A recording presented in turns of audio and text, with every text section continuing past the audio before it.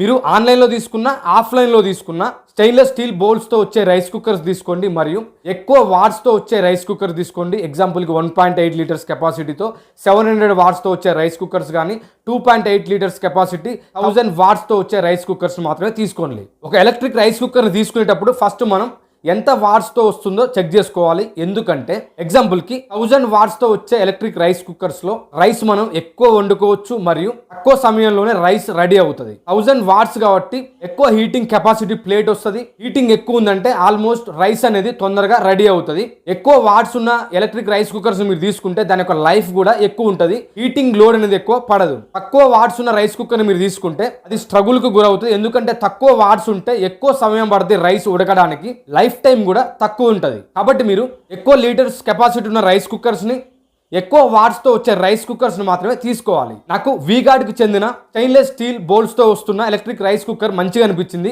మీకు ఏ rice cooker మంచిగా అనిపించిందో కామెంట్ సెక్షన్లో కామెంట్ చేయండి. ఈ వీడియో మీకు అర్థమైనట్లయితే ఖచ్చితంగా వీడియోని లైక్ చేయండి. ఇలాంటి రైస్ కుక్కర్ వీడియోస్ కోసం, టెక్ కంటెంట్ వీడియోస్ కోసం ఖచ్చితంగా మా ఛానల్ని సబ్స్క్రైబ్ చేసుకోండి, మాకు సపోర్ట్ చేయండి, పక్కన ఉన్న బెల్ ఐకాన్ని క్లిక్ చేయండి. Thank you for watching. మరో రివ్యూ వీడియోతో మీ ముందుంటాను.